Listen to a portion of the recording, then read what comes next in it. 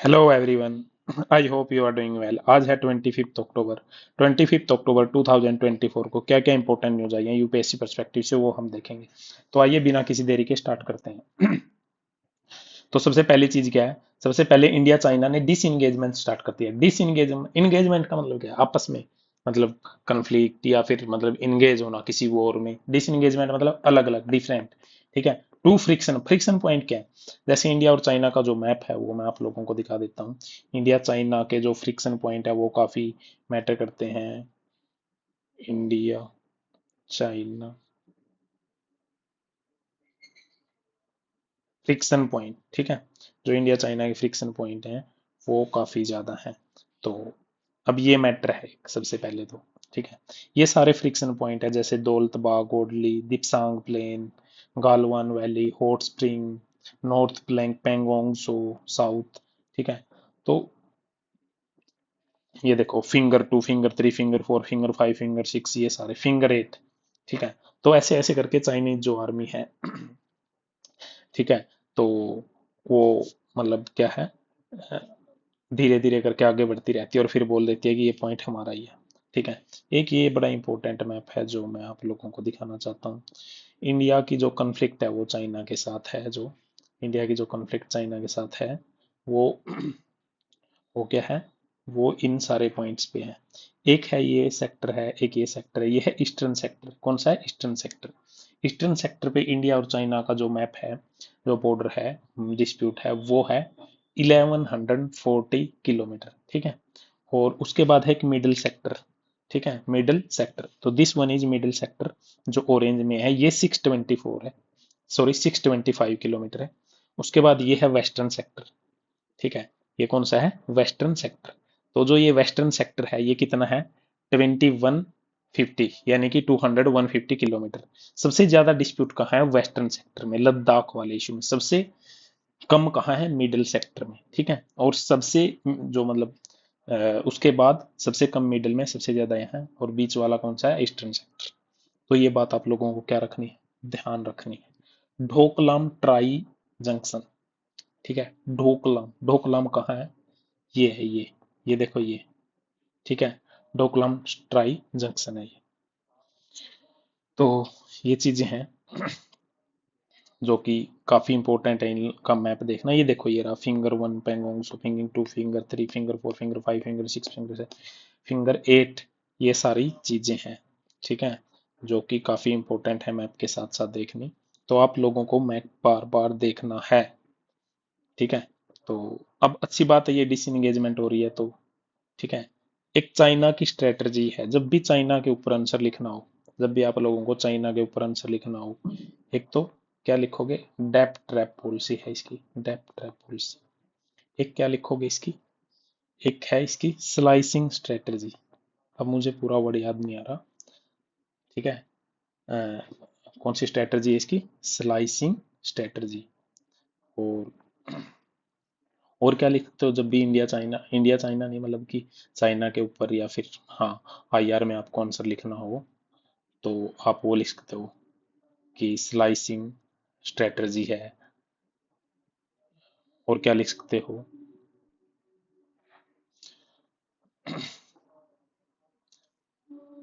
तो एक ये स्ट्रेटजी है चाइना की जिसमें आप यूज कर सकते हो। डेप ट्रैप डिप्लोमेसी भी आप यूज कर सकते हो। ठीक है। उसके बाद आगे चलते हैं, यही इंपॉर्टेंट न्यूज थी यूपीएससी परस्पेक्टिव से। Supreme court find description in discrepancy, कहाँ, जो दिल्ली एलजी हैं जो दिल्ली के, उसमें। ठीक है। सुप्रीम कोर्ट कौन से आर्टिकल में, आर्टिकल 124 से आर्टिकल 147 तक है सुप्रीम कोर्ट। पार्ट 5 में है कॉन्स्टिट्यूशन के। सुप्रीम कोर्ट में स्टार्टिंग में 7+1 टोटल 8 जज से, अभी 34 जज हैं। कौन डिसाइड करता है कितने जज होंगे, parliament of India. Supreme court के कितने जुरिडिक्शन होते हैं, एडवाइजरी जुरिडिक्शन कौन से में, आर्टिकल 143 में। प्रेसिडेंट ऑफ इंडिया एडवाइज ले सकते हैं सुप्रीम कोर्ट से, लेकिन दो फैक्ट में। एक फैक्ट है प्री कॉन्स्टिट्यूशनल ट्रीटी, एक है ला या फैक्ट। ठीक है। प्री कॉन्स्टिट्यूशनल ट्रीटी में सुप्रीम कोर्ट को एडवाइस देना बाइंडिंग है, लेकिन ला या फैक्ट में सुप्रीम कोर्ट एडवाइस दे या ना दे, लेकिन एडवाइस माने या ना माने, दोनों केस में ये किसकी मर्जी है, वो हमारे प्रेसिडेंट ऑफ इंडिया की मर्जी है। सुप्रीम कोर्ट में आर्टिकल 142 में कंप्लीट जस्टिस है, कंप्लीट जस्टिस के नाम से है, ठीक है। और सुप्रीम कोर्ट में आर्टिकल 129 के according supreme court court of record है, मतलब जो भी बातें सुप्रीम कोर्ट में रिकॉर्ड होगी उनको एज ए प्रूफ पेश किया जा सकता है। आर्टिकल 131 में ओरिजिनल जुरिडिक्शन है, ओरिजिनल जुरिडिक्शन है। तो ये सारे इंपॉर्टेंट आर्टिकल है सुप्रीम कोर्ट के, और मैंने आप लोगों को सुप्रीम कोर्ट के बारे में इंपॉर्टेंट जो चीजें हैं वो बता दी हैं। सुप्रीम कोर्ट के जो चीफ जस्टिस, जो जजेज होते हैं, उनके अपॉइंटमेंट के लिए क्या है, ठीक है, डिस्टिंग्विश जूरिस्ट होना जरूरी है उनमें क्वालिफिकेशन में, लेकिन हाई कोर्ट के लिए वो नहीं है। सुप्रीम कोर्ट के जज और बाकी सबकी सैलरी क्या है, कंसोलिडेटेड फंड ऑफ इंडिया से होती है, और वो चार्ज ऑन होती है, चार्ज ऑन होती है, ठीक है। लेकिन हाई कोर्ट वालों की सिर्फ पेंशन होती है वो, ठीक है। तो ये बात आप लोगों को क्या करना है, ध्यान में रखनी है। आगे चलते हैं इंपॉर्टेंट न्यूज पे, क्या क्या इंपॉर्टेंट न्यूज आई है आगे देखते हैं। अभी कोई इंपॉर्टेंट न्यूज नहीं दिख रही, कोई इंपॉर्टेंट न्यूज। नीति आयोग, नीति आयोग कब बना था, नीति आयोग 2015 में बना था। किसकी जगह पे बना था, प्लानिंग आयोग की जगह पे, प्लानिंग कमीशन की जगह पे, ठीक है। प्लानिंग कमीशन कब बना था, 1950 में बना था, ठीक है। प्लानिंग कमीशन के हेड कौन होते थे, प्राइम मिनिस्टर। तो नीति आयोग के भी हेड कौन होते हैं, प्राइम मिनिस्टर, ठीक है। तो नीति आयोग जो है वो 3 ईयर, 7 ईयर एंड 15 ईयर का क्या करता है, एक प्लान तैयार करता है, ठीक है, एजेंडा तैयार करता है। तो सुमन बेरी क्या है, सुमन बेरी, ठीक है। सुमन बेरी जो वॉइस चेयरपर्सन है नीति आयोग की, क्या है, वॉइस चेयरपर्सन। चेयरपर्सन कौन हुए, president, sorry, prime minister of India is the chairperson of NITI Aayog. NITI Aayog को हम कहाँ कहाँ एग्जाम्पल कर सकते हैं, कोऑपरेटिव फेडरलिज्म, कोऑपरेटिव फेडरलिज्म की जगह पे हम नीति आयोग का एग्जाम्पल दे सकते हैं। और नीति आयोग की काफ़ी अच्छी अच्छी कॉम्पिटिटिव प्रैक्टिसेस हैं, जैसे कि गुड गवर्नेंस इंडेक्स, या फिर मतलब कि वाटर यूजेबिलिटी, यूनिवर्सिटी, ये सारी चीज़ों में हम इसको नीति आयोग को लिख सकते हैं, ठीक है। आगे चलते हैं, क्या क्या इंपॉर्टेंट न्यूज आई है। सैटेलाइट ट्रैकिंग, साइक्लोन दाना, साइक्लोन दाना, साइक्लोन दाना कब आएगा, मतलब कि कब आया है, अब कहाँ आएगा, उड़ीसा कोस्ट पे, ठीक है। तो उड़ीसा कोस्ट पे कौन सा साइक्लोन है, कौन सा साइक्लोन है, साइक्लोन दाना, ठीक है। तो उड़ीसा कोस्ट पे है ये इंपॉर्टेंट चीज है। उसके बाद ना साइक्लोन की कुछ कंडीशंस होती हैं, ठीक है। साइक्लोन की क्या होती है, कंडीशन। सबसे पहले साइक्लोन होता क्या है, साइक्लोन होता है एयर, एयर ही होती है, रैपिड एयर, इनवर्ड एयर, ऐसे ऐसे ऐसे ऐसे इनवर्ड एयर घूमती रहती है। लो प्रेशर एरिया होता है, याद रखना क्या होता है, लो प्रेशर एरिया। देखो मान लो ये नदन हेमिस्फीयर है, ये सदर्न हेमिस्फीयर है, तो नदन हेमिस्फीयर में एंटी क्लॉकवाइज, कौन सी, एंटी क्लॉकवाइज। क्लॉकवाइज तो मतलब जहां जिस साइड में घड़ी की सुई घूमती है, लेकिन नदन में वो एंटी क्लॉकवाइज, और सदन में वो क्लॉकवाइज घूमेगी, मतलब साइक्लोन की डायरेक्शन होती है, ठीक है। साइक्लोन को हुरिकेन भी बोला जाता है, क्या बोलता है, हुरिकेन, ठीक है। तो ये इंपॉर्टेंट चीज है काफी। एक वर्ल्ड मेट्रोलॉजिकल ऑर्गेनाइजेशन है, कौन सी ऑर्गेनाइजेशन है, अभी बता देता हूँ आप लोगों को, कौन सी है, वर्ल्ड मेट्रोलॉजिकल ऑर्गेनाइजेशन, ठीक है। मेट्रोलॉजी से रिलेटेड, क्लाइमेटोलॉजी से रिलेटेड और हाइड्रोलॉजी से रिलेटेड जो फील्ड है उनको रेगुलेशन का काम करती है। ये 1950 में बनी थी। इसका इंडिया भी एक मेंबर है। इसका प्राइमरी गोल क्या है, वेदर एक्सचेंज और क्लाइमेट इंफॉर्मेशन मेंबर कंट्री को प्रोवाइड करवाना, ठीक है। तो ये चीजें हैं, तो काफी डेवेस्टेटिंग होते हैं, काफी ज्यादा नुकसान करते हैं। और इनकी स्टेज भी होती है, जैसे early stage, mature stage, final stage, ठीक है। तो काफी इंपॉर्टेंट हैं, इनको मेजर भी किया जा सकता है साइक्लोन्स को अलग अलग वे में। तो कितना, मतलब कि कौन सा साइक्लोन है, एक तो होते हैं ये साइक्लोन, मतलब कि ट्रॉपिकल साइक्लोन। देखो इंपॉर्टेंट चीज याद रखना, मान लो ये अर्थ है, ये ट्रॉपिक्स वाला एरिया है, यहाँ पे ट्रॉपिकल साइक्लोन आएंगे, ट्रॉपिक्स वाला एरिया तो ट्रॉपिक्स वाले ही आएंगे, ठीक है। यहाँ जो डायरेक्शन होती है विंड की वो होती है ईस्ट से वेस्ट, क्योंकि यहाँ ईस्टर्ली फ्लो करती है। लेकिन बाकी जो एक्स्ट्रा ट्रॉपिकल साइक्लोन होते हैं ना, वो कहाँ कहाँ आते हैं, वो साइक्लोन वो आते हैं कहाँ, मतलब कि west to east. Extra tropical, tropical से जो टेम्परेट रीजन है, आपने आई थिंक ज्योग्राफी में पढ़ा होगा, स्टार्टिंग में ट्रॉपिकल मतलब इक्वेटोरियल रीजन आता है, फिर ट्रॉपिकल आता है 30 तक, उसके बाद टेम्परेट रीजन आता है 30 से 45 डिग्री तक, फिर फ्रीज रीजन आता है, मतलब कि पोलर रीजन आता है फिर लास्ट में। तो ये चीज है, ठीक है। तो tropical and extra tropical cyclone जो ये होते हैं, तो ये काफी इंपॉर्टेंट है। देखो जो ट्रॉपिकल साइक्लोन होते हैं ना, उसको फॉर्मेशन के लिए एक जो सी सरफेस टेम्परेचर है वो कितना होना चाहिए, 27 डिग्री या उससे ज्यादा, ठीक है। और क्रोलिस फोर्स होना चाहिए। क्रोलिस फोर्स क्या होता है? अर्थ की मूवमेंट की वजह से जो फोर्स लगता है उसको क्रोलिस फोर्स बोलते हैं। वर्टिकल विंड स्पीड में मिनिमल वेरिएशन होनी चाहिए। Pre existing low pressure area होना चाहिए, मैंने बताया था, ठीक है। तो ये सारी क्या है, कंडीशन है किसकी? ट्रॉपिकल साइक्लोन की। आई होप कि आप लोगों को क्या है, ये चीजें समझ में आई होंगी। साइक्लोन वो कैसे बनते हैं, क्या क्या कंडीशन है, वो कैसे क्रिएट होते हैं, ठीक है।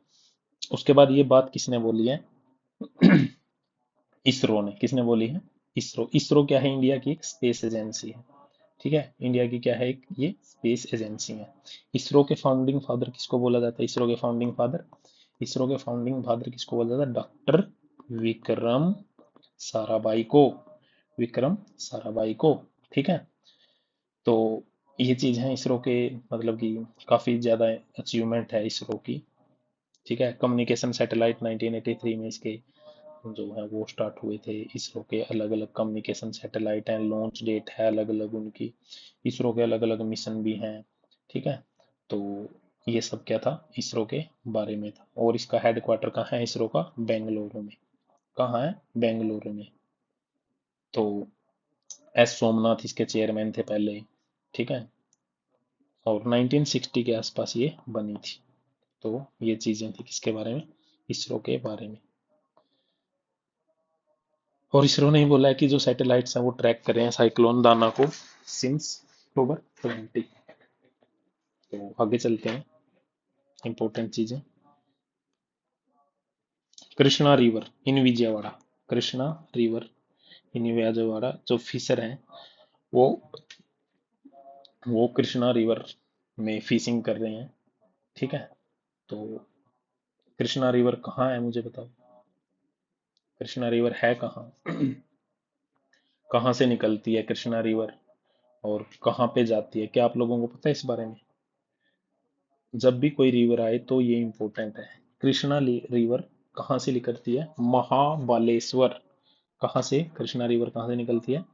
महाबालेश्वर। जोर विलेज है, एक जोर विलेज, ठीक है, वहां से, ठीक है।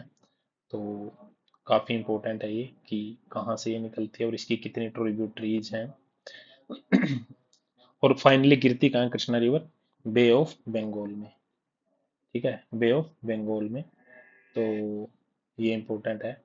उसके बाद है इसकी जो ट्रिब्यूटरीज हैं वो क्या क्या है? वियना, वीना, कोयना, पंचगंगा, दूधगंगा, घाट प्रभा, माल प्रभा, तुंगभद्रा, ठीक है।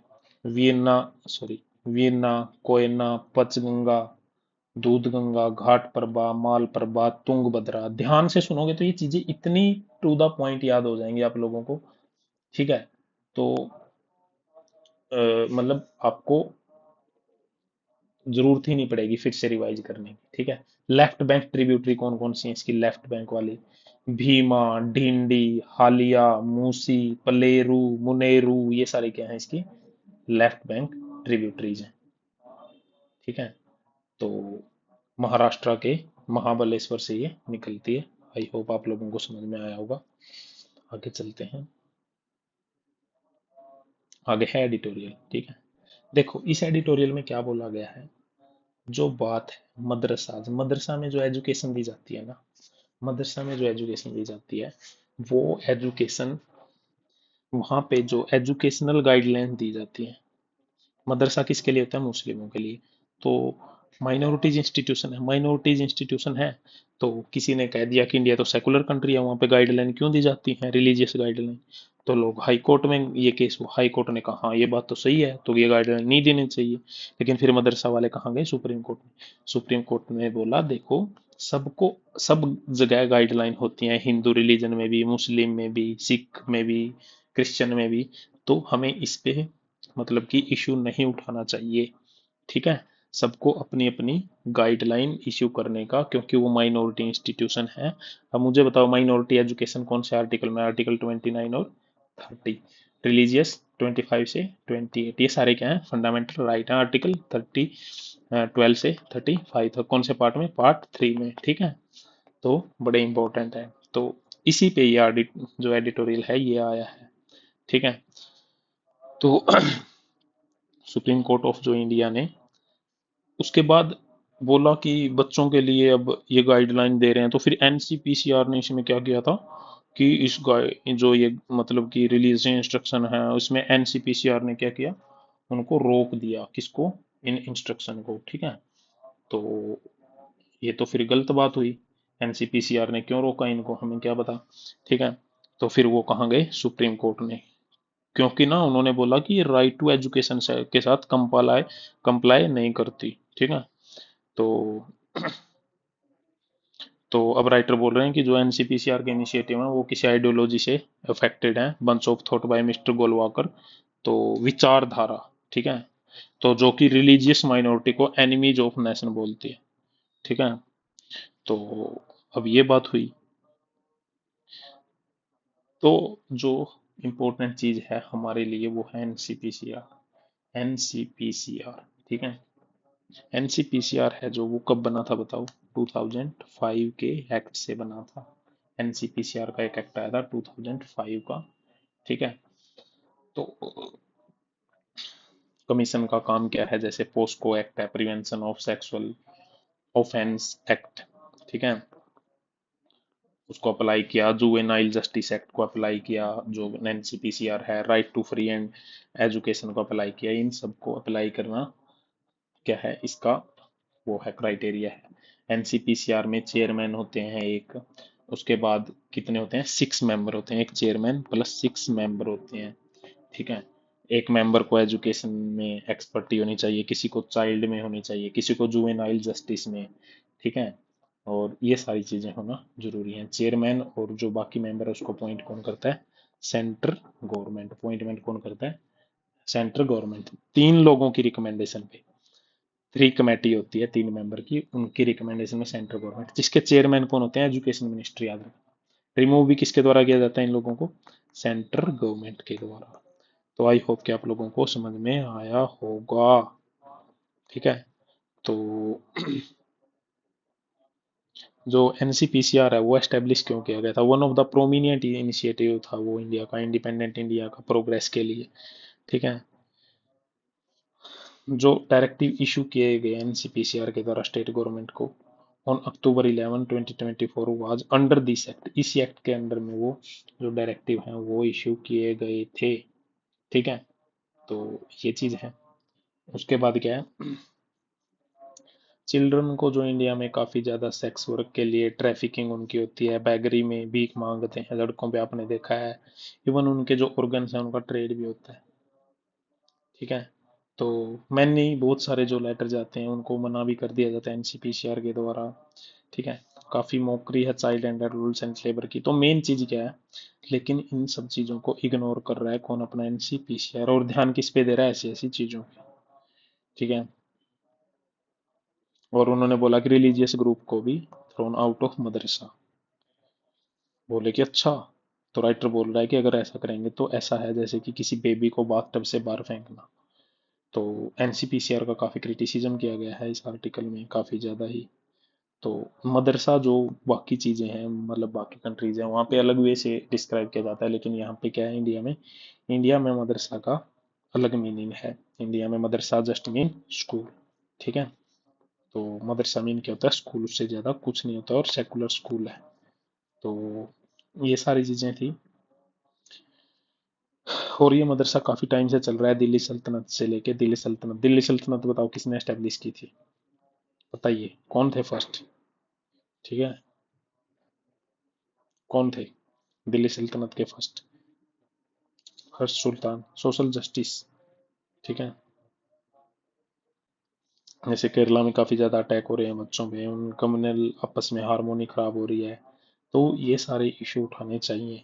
और ये मैंने आर्टिकल बता दिया था, आर्टिकल 25, ये सब चीजें यही इन्होंने बोला है। अब इन्होंने हिस्टोरिकल का एंगल और देख ले लिया, एग्रेसिव मेजोरिटेरियनिज्म, थोड़ा सा मेजोरिटेरियन जो पीपल हैं वो ज्यादा एग्रेसिवनेस दिखा रहे हैं, ठीक है।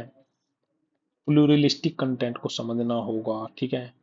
जो टीचिंग्स हैं, श्री नारायण गुरु बड़ा इंपॉर्टेंट है हिस्ट्री में, बताओ उन्होंने कौन सी ऑर्गेनाइजेशन बनाई थी, one world, one faith, one cast, कुछ ऐसा इन्होंने बोला था। और इनके गुरु कौन थे? आयप्पन अयप्पन करके थे।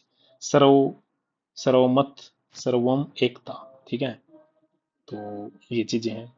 तो एनसीपीसीआर ने लेकिन अपनी आंखें बंद कर ली। कश्मीर से कन्याकुमारी तक जो रिलीजियस माइनॉरिटीज हैं उनको इतनी इनसिक्योरिटी और ये उन चीज़ों पे तो एनसीपीसीआर काम कर नहीं रहा। तो ये सारा एनसीपीसीआर का क्रिटिसिज्म है।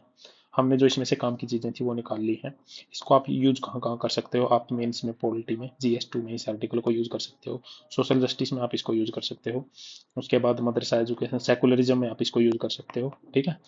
तो ये सारी चीजें हैं। उसके बाद ब्रिक्स की जो मीटिंग है, ब्रिक्स बताओ कब बना था? 2009 में इसकी फर्स्ट मीटिंग हुई थी, और 2010 में इसमें साउथ अफ्रीका को ऐड किया गया। 2014 में इसमें कौन सा? New development bank. कहाँ बना था ये? फोर्टेजेला डिक्लेरेशन। ब्रिक्स में शेयर सबसे ज्यादा इस बैंक में किसका है? चाइना का है, ठीक है। तो ये सारी चीजें हैं। ब्रिक्स में थोड़ी सी अलग करेंसी पे बात हो रही है। नई हमने कंट्री ऐड कर दी, Iran, Egypt, Ethiopia, UAE, Saudi Arabia, ठीक है। ये सारी जो कंट्री है ये बैलेंसिंग का काम करेंगी। ब्रिक्स भी थोड़ा सा और ज्यादा मतलब ये एक्सपेंड करने की कोशिश में है। हम ब्रिक्स को, ब्रिक्स एक करेंसी बनाने की भी बात हो रही है कि हम दोनों चीजों को बैलेंस करने के लिए, उधर से क्वाड का भी हम मेंबर। तो we are promoting multilateral world, not unilateral और बाइलेटरल। नेक्स्ट क्या है? Gaza war and global south intervention. जो गाजा वार हो रहा है, जो मतलब काफी ह्यूमैनिटेरियन क्राइसिस आ रहा है इसराइल पे। इसराइल ने जो पैलेस्तीन है उसके ऊपर मतलब कि इसराइल का पैलेस्तीन में जो गाजा स्ट्रिप है वहाँ पे जो हमास ग्रुप है, और जो लेबनान में हिजबुल्ला है वहाँ पे, ठीक है।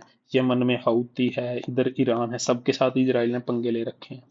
तो मतलब कि जो कंट्रीज हैं उनका क्या क्या मूव है? सबसे पहले तो इंटरनेशनल कोर्ट ऑफ जस्टिस में कौन गया? South Africa. साउथ अफ्रीका ने क्या बोला कि देखो यहाँ मतलब कि ह्यूमैनिटेरियन क्राइसिस हो रहे हैं। तो इंटरनेशनल कोर्ट ऑफ जस्टिस में मतलब कि किसके अगेंस्ट गया था साउथ अफ्रीका? इजराइल के जो प्राइम मिनिस्टर थे नेतान्याहू, उन्होंने उनके अगेंस्ट गए थे, ठीक है। लेकिन जो दो कंट्री हैं जो एशिया की, एशियन जियांट जिनको बोला जाता है, India and China, they are not responding quickly. And India even do not going as per its historical perspective. India history में किसको? पैलेस्तीन को क्या करता था? सपोर्ट करता था, बिकॉज ऑफ कॉलोनियल। इंडिया जो है कॉलोनिज्म के अगेंस्ट था। और जो चाइना है वो भी मतलब उतनी अच्छे से सपोर्ट नहीं कर रहा। चाइना बीजिंग, जो बीजिंग है वो सपोर्ट कर रही है पैलेस्तीन को, लेकिन वो वैसे नहीं कर रही, ठीक है। तो अ, ये सारी चीजें हैं जो कि इस आर्टिकल में बोली गई है। तो अब क्या है?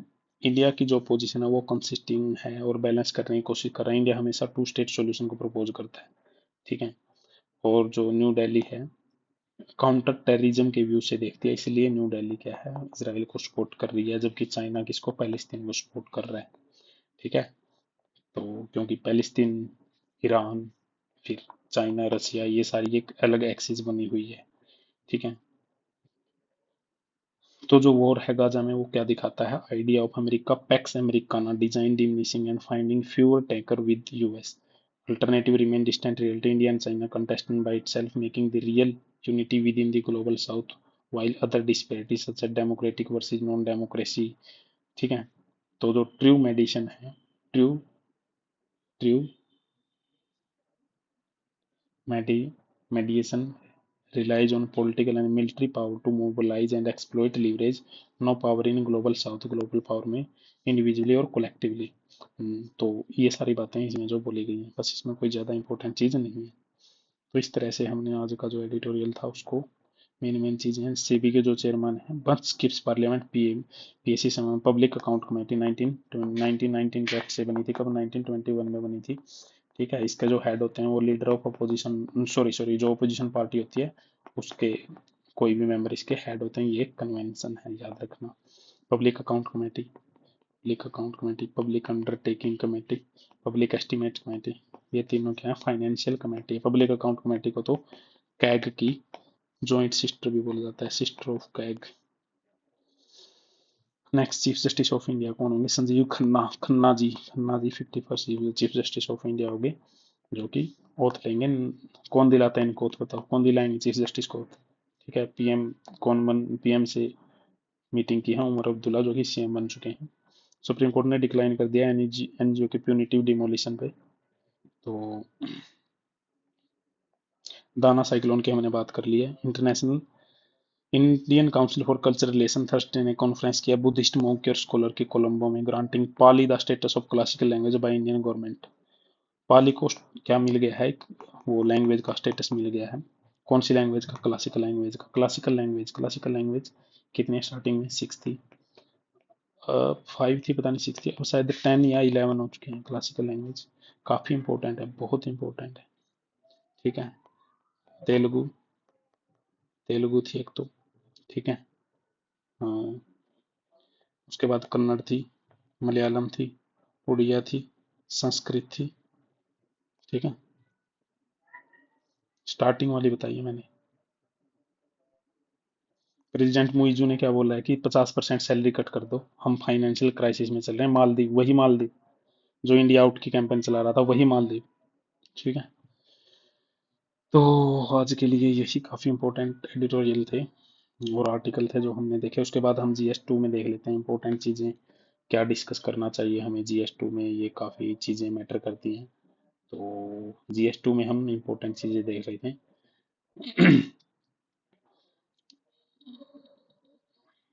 GS2 में आज क्या देखें? जो इम्पोर्टेंट है बिल्कुल मैं वही चीज़ें आप लोगों को बताऊंगा और बड़े ध्यान से आप लोगों ने ये सारी चीज़ें सुननी हैं। अगर नहीं सुनोगे तो फिर आप लिख नहीं पाओगे। ठीक है। तो आइए आज GS2 में एक इम्पोर्टेंट चीज़ देख लेते हैं। जो इंडियन कॉन्स्टिट्यूशन है, जो इंडियन कॉन्स्टिट्यूशन है उसको अफेक्टिंग करने वाले फैक्टर कौन कौन से? फैक्टर। ठीक है। ठीक है। जब इंडियन कॉन्स्टिट्यूशन को मेक किया गया, बनाया गया, मेकिंग ऑफ इंडियन कॉन्स्टिट्यूशन हुई, तो वो किन किन फैक्टर से अफेक्ट हुआ? फैक्टर से किस किस से? ठीक है। सोर्सेज क्या क्या थे? अब ये आपको अगर याद है, सबसे पहले मुझे बताओ ये बना कब था? 26 नवंबर 1949 को। फोर्स में कब आया? 26 जनवरी 1950 को। कंफ्यूज मत हो ना इन दोनों में, इस टाइम पे ये बना था नवंबर में। ठीक है। तो सोर्सेज क्या थे सबसे पहले तो इसके बनाने के? गवर्नमेंट ऑफ इंडिया एक्ट था जी। वहां से क्या लिया हमने? फेडरल स्कीम ली जी। बाई कैमरल लेजिस्लेचर लिया जी। जुडिशरी ली जी जी बिल्कुल। उसके बाद पब्लिक सर्विस कमीशन लिया। हाँ, कौन से एक्ट से आया था? ये तो 1919 से ही आया था। हाँ बिल्कुल। ठीक है। उसके बाद इमरजेंसी के कुछ प्रोविजंस लिए। ठीक है। एडमिनिस्ट्रेटिव डिटेल ली। तो ये हमने कहाँ से लिए थे? ये लिए थे हमने, ये सोर्स था government of India. Second source क्या था? ब्रिटेन से भी लिया है हमने बहुत सारी चीजें। बाई कैमरलिज्म लिया है, रिट ली है, कैबिनेट सिस्टम लिया है, सिंगल सिटीजनशिप ली है। ठीक है। और लेजिस्लेटिव प्रोसीजर लिया है, रूल ऑफ लॉ लिया है। ये सारी चीजें हमने कहाँ से ली है? ब्रिटेन से। ठीक है। उसके बाद बाकी चीजें कहाँ से लिया हमने बताओ? बाकी यूएस से भी लिया हमने। यूएस से क्या क्या लिया हमने? यूएस से प्रेसिडेंट की इम्पीचमेंट की प्रोसेस ली है। Removal of supreme court and high court के जज की प्रोसेस ली है हमने। पोस्ट ली है वाइस प्रेसिडेंट की, कहाँ से? यूएसए से। ठीक है। उसके बाद इंडिपेंडेंस ऑफ जुडिशरी भी लिया हमने वहीं से, कहाँ से? यूएसए से। जुडिशियल रिव्यू भी लिया हमने, कहाँ से? यूएसए से। अच्छा, और कौन से सोर्स है? और भी हैं, आयरिश कॉन्स्टिट्यूशन भी है। आयरिश कॉन्स्टिट्यूशन से क्या लिया हमने? बहुत सारी लीजिए। डीपीएसपी लिया है हमने। अच्छा, नॉमिनेशन जो मेंबर का है राज्यसभा में वो लिया है। अच्छा, और क्या क्या लिया है? Election of method of president. President के इलेक्शन बताओ कैसे होते हैं? सीक्रेट बैलेट से या ओपन बैलेट से? सीक्रेट से होते हैं सर। सर डायरेक्ट, मतलब कि, मतलब कि क्या होते हैं? प्रोपोर्शनल रिप्रेजेंटेशन से होते हैं। और कौन सा कॉन्स्टिट्यूशन बच गया यार? अभी याद करो। कैनेडियन कॉन्स्टिट्यूशन बताओ फटाफट क्या लिया है? Strong centre, strong centre, federation with strong centre. ठीक है। रेसिडुअरी पावर किसको जाएंगी बताओ? सेंटर को। किसको जाएंगी? सेंटर को। लेकिन 1935 के एक्ट में किसको थी? गवर्नर को। जो गवर्नर जनरल थे उसको थी। Appointment of state governor, state governor की अपॉइंटमेंट। उसके बाद ऑस्ट्रेलिया, ऑस्ट्रेलियन कॉन्स्टिट्यूशन से क्या लिया? अच्छा, ऑस्ट्रेलिया से तो हमने ज्वाइंट सीटिंग ली है। और उसके बाद हमने freedom of trade, freedom of trade and commerce. कौन सा आर्टिकल है? 301 आर्टिकल है। ठीक है। उसके बाद कौन सा कॉन्स्टिट्यूशन है हमारा? कौन सा बच गया? कौन सा बच गया? सोचो सोचो सोचो। मैं भी सोच रहा हूँ, आप लोग भी सोचो। फ्रेंच, फ्रेंच कॉन्स्टिट्यूशन से हमने क्या क्या लिया है? Liberty, equality, fraternity. किसमें? प्रियम्बल में। अगर पूछे प्रियम्बल कहाँ से लिया? प्रियम्बल यूएसए से ली है। लेकिन अगर प्रियम्बल की लैंग्वेज पूछे, लैंग्वेज कहाँ से लिया? सर ऑस्ट्रेलिया से लिया। कितने पॉइंट बन गए इसमें? तो हमारे 15 में से 15 मार्क्स आ जाएंगे। फिर उसके बाद साउथ अफ्रीका से। साउथ अफ्रीका तो कभी वर्ल्ड कप जीती नहीं, नहीं जीती, तो इससे हमने सिर्फ अमेंडमेंट लिया है, क्योंकि अपनी टीम में अमेंडमेंट करते रहते हैं तो बेचारे जीत नहीं पाए। ठीक है। तो अमेंडमेंट इन द प्रोसीजर। और इन द एक्ट एंड उसके बाद election of member of Rajya Sabha, election of member of Rajya Sabha. उसके बाद और क्या है, और भी बच गया क्या क्या, और कुछ ज्यादा नहीं बचा, सिर्फ जापान बचा। जापान से हमने procedure establish by law, procedure establish by law कौन से आर्टिकल में, आर्टिकल 21 में। और ड्यू प्रोसेस ऑफ लॉ कहाँ है, due process of law sir वहाँ है, कहाँ, यूएसए में। आई होप आप लोगों को समझ में आया होगा। वीडियो थोड़ी सी लंबी होती जा रही है लेकिन देखते हैं, ठीक है। तो ये सारे सोर्सेज थे जो अफेक्ट कर रहे हैं इंडियन कॉन्स्टिट्यूशन की मेकिंग को। यूनिटी और डाइवर्सिटी ने भी काफ़ी ज़्यादा अफेक्ट किया है इंडियन कॉन्स्टिट्यूशन की मेकिंग को। तो मैं आप लोगों को बस थोड़ा सा जल्दी जल्दी बता देता हूँ। लैंग्वेजेज ने काफ़ी, मतलब कि 8 शेड्यूल में 22 लैंग्वेजेज हैं। पर्सनल लॉ है इंडिया के, कंपोजिट कल्चर है इंडिया के, आर्टिकल 1 AF में क्या है, रिच हेरिटेज की बात की गई है, ठीक है। तो ये सारी चीज़ें हैं। अब बात देते हैं हम PSIR पे। PSIR में हम क्या कर रहे हैं, हम PSIR में हमने कल कंपेरेटिव पॉलिटिक्स देख ली थी, वो क्या होती है कंपेरेटिव जो पॉलिटिक्स है उसमें, मतलब कि कितनी अप्रोच होती है। कंपेरेटिव पॉलिटिक्स में कितनी अप्रोचेज होती हैं, 2 अप्रोच होती हैं, ट्रेडिशनल पॉलिटिक्स, ट्रेडिशनल अप्रोच, और